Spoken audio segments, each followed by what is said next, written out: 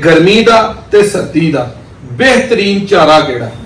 तुसी उठ पे हो मज्जां नूं तुसां की कहना सलाम दुआ लैनी है पानी डाना है वंडा पाना की करना सुबह टाइम तुसी नवा के चुआई कर हां सुबह नु भी नवा के ते शाम नु भी नवा के नहीं तलाब जो साडी मੱਝ पानी दी जिन्नी मर्जी प्यासी साडी मੱਝ तलाब जो पानी नहीं पींदी पियाना चाहिए पहले माल नु घंटा अद्धा घंटा पहले माल नु पानी पियाना चाहिए हां जी ਉਹਨੂੰ ਵੰਡੇ ਤੇ ਚੋਣਾ ਚਾਰੇ ਤੇ ਚੋਣਾ ਪਾੜਾ ਕੀ ਪਾਣਾ ਤੁਹਾਨੂੰ ਦੋਸਤੋ ਵੰਡਾ ਵੀ ਹਲੇ ਦੱਸਣਾ ਕਿ ਕਿਹੜਾ ਵੰਡਾ ਕਿੱਥੋਂ ਲੱਭਣਾ ਕਿਸ ਤਰ੍ਹਾਂ ਬਣਾਉਣਾ ਕਿੰਨੇ ਚ ਪੈਣਾ ਤੇ ਪਾਕਿਸਤਾਨ ਲੈਵਲ ਦਾ ਟਾਪ ਵੰਡਾ ਉਹ ਦੱਸਣਾ ਜਿਹੜਾ ਮੁਕਾਬਲੇ ਵਾਲੀਆਂ ਮੱਝਾਂ ਨੂੰ ਪੈਂਦਾ ਇਨਸ਼ਾਅੱਲਾ ਉਹ ਨਹੀਂ ਦੱਸਣਾ ਜਿਹੜੇ ਮੇਰੇ ਵਰਗੇ ਵਪਾਰੀ ਪਾਉਂਦੇ ਨੇ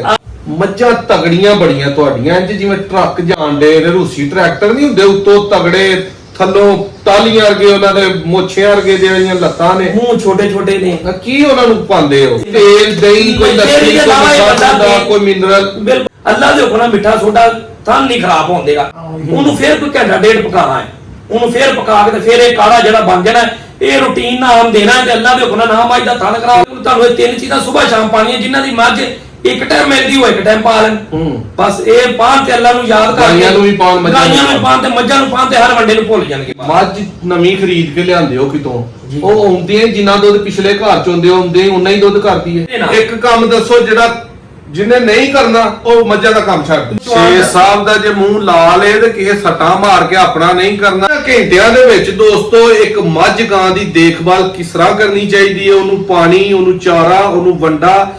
ਕਿਸ ਤਰ੍ਹਾਂ ਜਿਹੜਾ ਨਾ ਤੇ ਕਿੰਨੀ ਮਿਕਦਾਰ ਚ ਤੇ ਗਰਮੀ ਸਰਦੀ ਚ ਕਿਹੜਾ ਉਹਨੂੰ ਚੀਜ਼ ਦੇਣੀ ਚਾਹੀਦੀ ਏ ਸ਼ੇਖ ਨਵੀਦ ਸਾਹਿਬ ਸਾਡੇ ਕੋਲ ਮੌਜੂਦ ਨੇ ਪੰਜਾਬ ਲੈਵਲ ਦੀਆਂ ਮੱਝਾਂ ਇਹਨਾਂ ਦੇ ਕੋਲ ਡੇਰੇ ਵੱਜੀਆਂ ਨੇ ਸਾਲ ਸੂਈਆਂ ਨੂੰ ਹੋ ਗਿਆ ਦੁੱਧ ਫਿਰ 20-22 ਲੀਟਰ ਹੈ ਕੰਡ ਇੰਜ ਜਿਵੇਂ ਰੇੜਾ ਗੱਡਾ ਹੁੰਦਾ ਇਹਨਾਂ ਨੂੰ ਪੁੱਛਨੇ ਆ ਕਿਹੜਾ ਤੇਲ ਕਿਹੜਾ ਮਸਾਲਾ ਕਿਹੜਾ ਵੰਡਾ ਇਹ ਦੇਂਦੇ ਨੇ ਤੇ ਇੱਕ ਮਿਸਾਲ ਤੁਹਾਨੂੰ ਪਹਿਲਾਂ ਦੱਸਦਾ ਕਿ ਇਹ ਵੀਡੀਓ ਤੇ ਬੜੀ ਮਾਈਨਰ ਜੀ ਲੱਗੇਗੀ ਅਕਸਰ ਭਰਾਵਾਂ ਨੂੰ ਕਿ ਯਾਰ ਇੱਕ ਆਮ ਰੂਟੀਨ ਹੈ ਪੱਠੇ ਪਾਣਾ ਕੀ ਇਹਦਾ ਕੋਈ ਨਹੀਂ ਪੱਠੇ ਹੀ ਪਾਣੇ ਹੁੰਦੇ ਨੇ ਵੰਡਾ ਹੀ ਪਾਣਾ ਹੁੰਦਾ ਲੇਕਿਨ ਜਿਹੜਾ ਨਵਾਂ ਬੰਦਾ ਸਿੱਖਣ ਵਾਲਾ ਬੰਦਾ ਉਹਦੇ ਲਈ ਵੀਡੀਓ ਬਹੁਤ ਜ਼ਰੂਰੀ ਹੋਏਗੀ ਕਿ ਦੇਖਭਾਲ ਤੇ ਹਰ ਚੀਜ਼ ਖਤਮ ਹੁੰਦੀ ਹੈ ਹਰ ਬੰਦੇ ਦੀ ਦੇਖਭਾਲ ਡਿਫਰੈਂਟ ਹੁੰਦੀ ਹੈ ਹਰ ਬੰਦੇ ਦੇ ਕੋਲੋਂ ਸਿੱਖਣ ਨੂੰ ਮਿਲਦਾ ਉਹ ਹਕੀਮ ਲੁਕਮਾਨ ਦੀ ਕੀ ਮਿਸਾਲ ਹੀ ਕਿ ਦਹੀਂ ਜਿਹੜਾ ਬੰਦਾ ਸਵੇਰ ਨੂੰ ਖਾਂਦਾ ਉਹ ਆਂਦਾ ਹੀ ਕਿ ਉਹ ਮਰ ਕਿਵੇਂ ਜਾਂਦਾ ਤੇ ਜਿਹੜਾ ਬੰਦਾ ਸ਼ਾਮ ਨੂੰ ਖਾਂਦਾ ਉਹ ਬਚ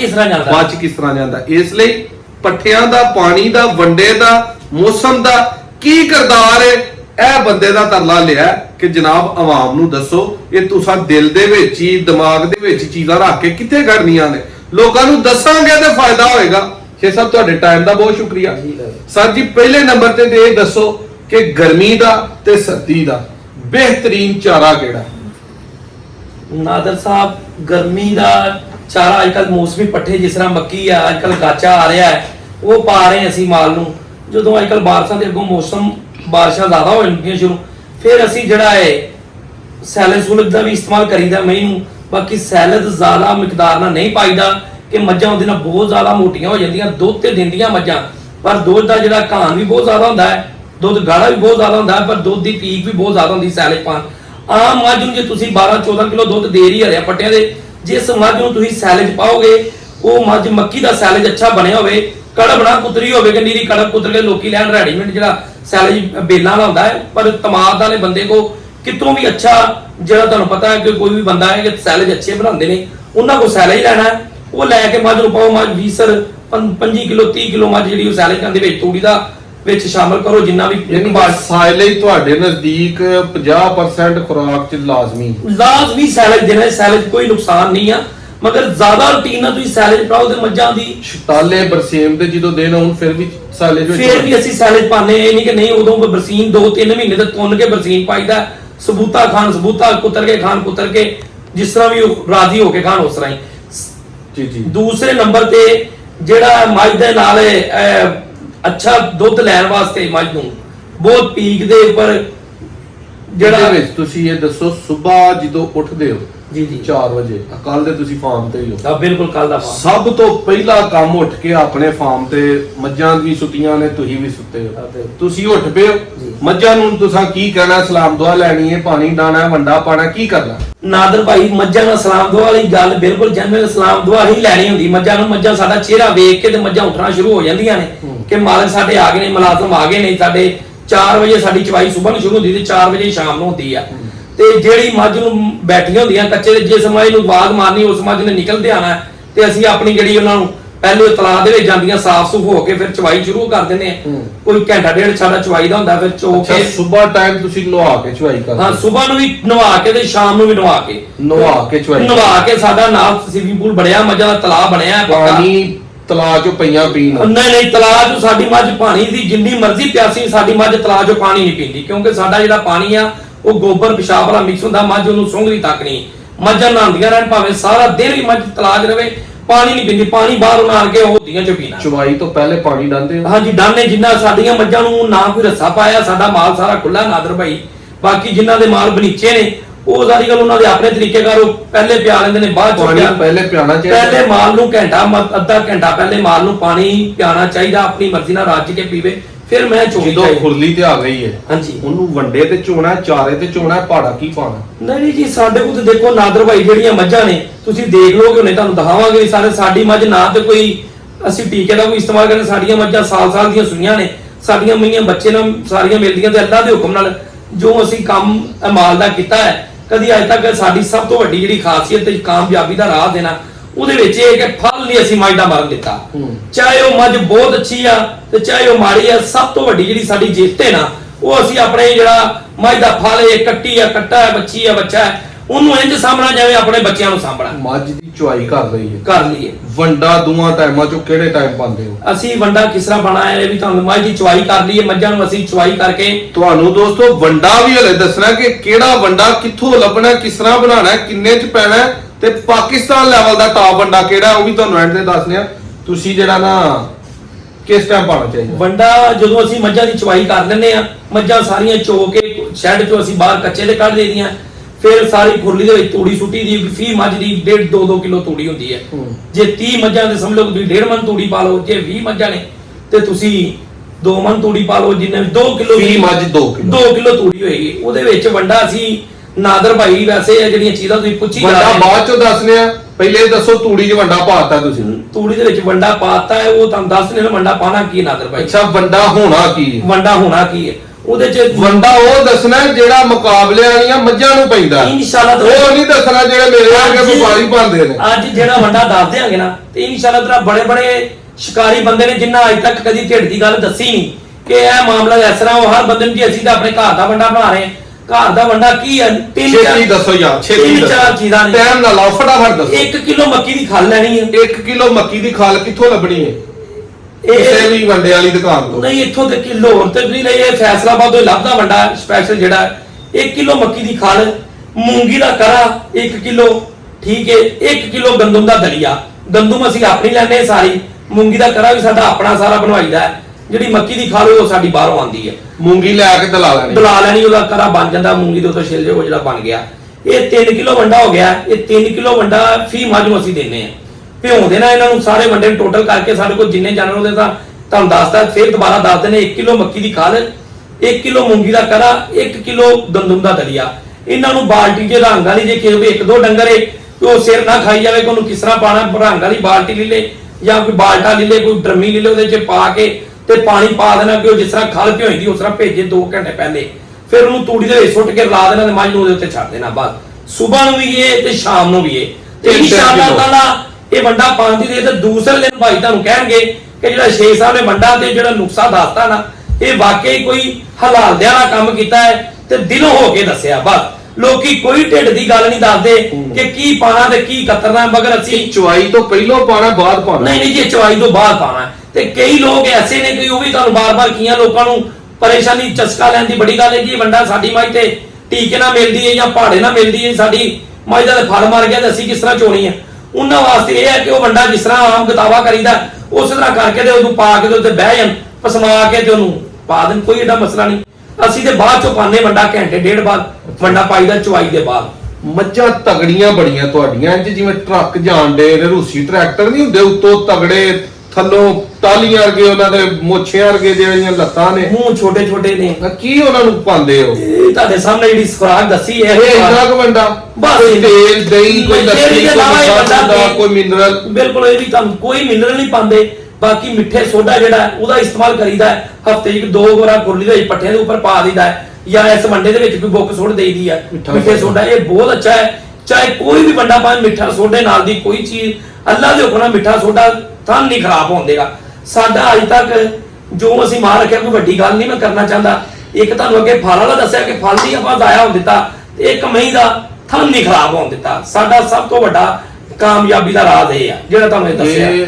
ਤੁਹਾਡੀ ਕਾਮਯਾਬੀ ਦਾ ਰਾਜ਼ ਹੈ ਕਿ ਸਾਰੇ ਸ਼ੇਖਾਂ ਦੀ ਕਾਮਯਾਬੀ ਦਾ ਰਾਜ਼? ਇਹ ਦੇਖੋ ਜੀ ਹਰ ਬੰਦੇ ਦਾ ਸਾਡਾ ਜਿਹੜਾ ਅਸੀਂ ਤੇ ਮਾਲ ਨਾਲ ਤੁਹਾਨੂੰ ਦੱਸਿਆ ਕਿ ਕੱਲ ਦੇ ਆਏ ਅੱਜ 10ਵਾਂ ਮਹਰਮ ਸੀ ਤੇ ਤੁਸੀਂ ਮਾਸ਼ਾਅੱਲਾ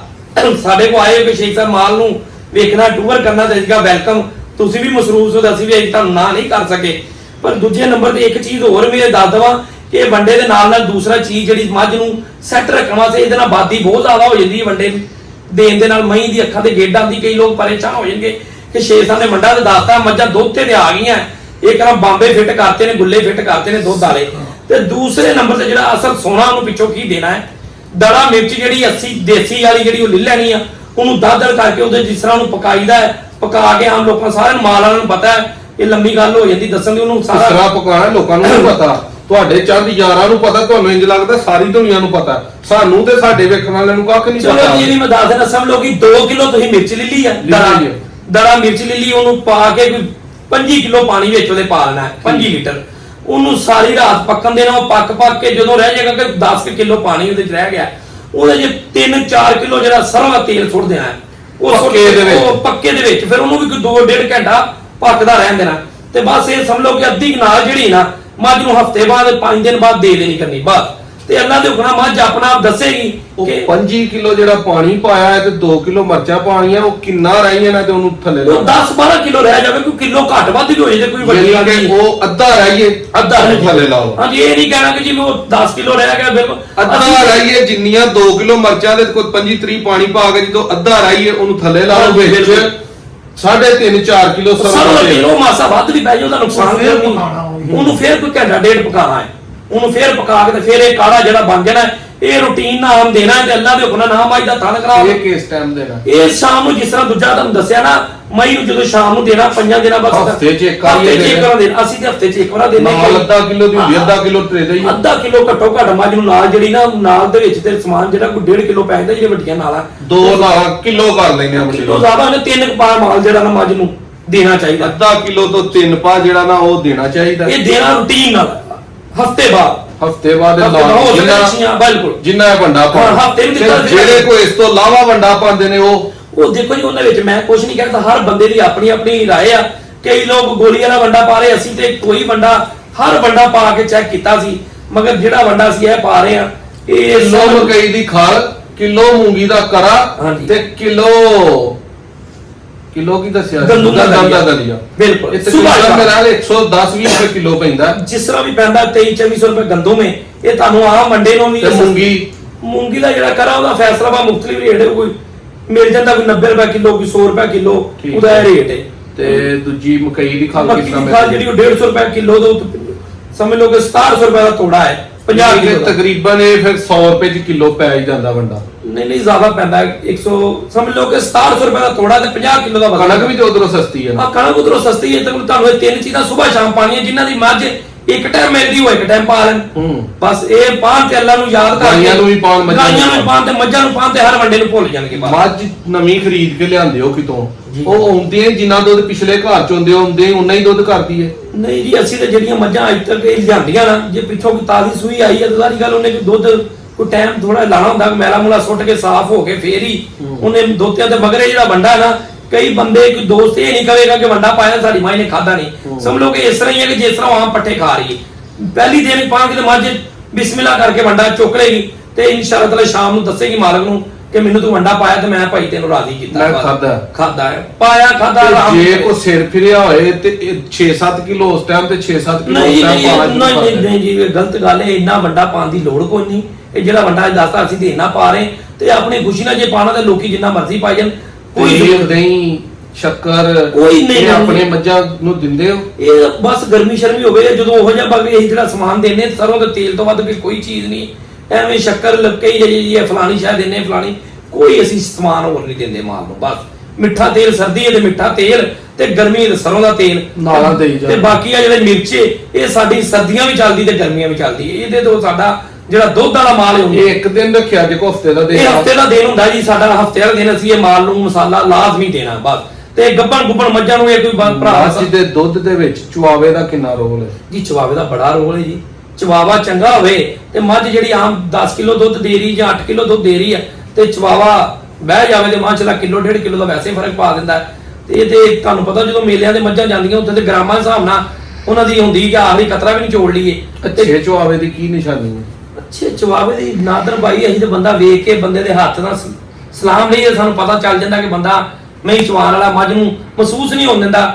ਸਮਝ ਲਓ ਕਿ ਅੱਛਾ ਚਵਾਵਾ ਤੇ ਉਹੀ ਹੈ ਜਿਹੜਾ ਇੰਜ ਮੱਝ ਚੋਂਦਾ ਹੋਵੇ ਇੱਥੇ ਵੀ ਠੀਪਾ ਰੱਖਿਆ ਉਹਦੇ ਮੱਝ ਹਿੱਲਣ ਨਾ ਦਵੇ ਆਪਣੇ ਗੋਟਾਂ ਪਤਾ ਲੱਗੇ ਮੈਨੂੰ ਦੱਸੋ ਮੈਂ ਚੋਣ ਵਾਲਾ ਕਿ ਨਹੀਂ ਅੱਜ ਚੋਣ ਵਾਲੇ ਤੁਸੀਂ ਤੇ ਮਾਸ਼ਾਅੱਲਾ ਗੁਜ਼ਾਰਾ ਕਰਨ ਵਾਲੇ। ਨਹੀਂ ਨਹੀਂ ਬੜੇ ਅੱਛੇ ਚਵਾਵੇ ਤੁਸੀਂ ਮਾਸ਼ਾਅੱਲਾ ਲੋਕਾਂ ਨੂੰ ਇੰਨੀਆਂ ਮਈਆਂ ਹੱਥ ਫੜ ਕੇ ਦੱਸ ਦਿੰਦੇ ਦੱਸਦਾ ਕਿ ਤੁਸੀਂ ਅੱਛੇ ਚਵਾਵੇ ਚਵਾਂ ਮੱਝਾਂ ਚੋਂ ਸਾਡਾ ਤੇ ਟਾਈਮ ਹੀ ਨਹੀਂ ਲੱਗਦਾ ਮਹਿਮਾਨ ਉਧਰ ਆਈ ਜਾਂਦੇ ਉਧਰ ਚਵਾਈ ਦਾ ਟਾਈਮ ਸ਼ੁਰੂ ਹੋ ਜਾਂਦਾ ਹੈ ਤੇ ਚੋਣੀਆਂ ਕਿਹੜੇ ਵੇਲੇ ਹੁੰਦੀਆਂ ਸਵੇਰ ਟਾਈਮ ਲੱਗਦਾ ਥੋੜੀਆਂ ਬਹੁਤੀਆਂ ਚੋਂਦਾ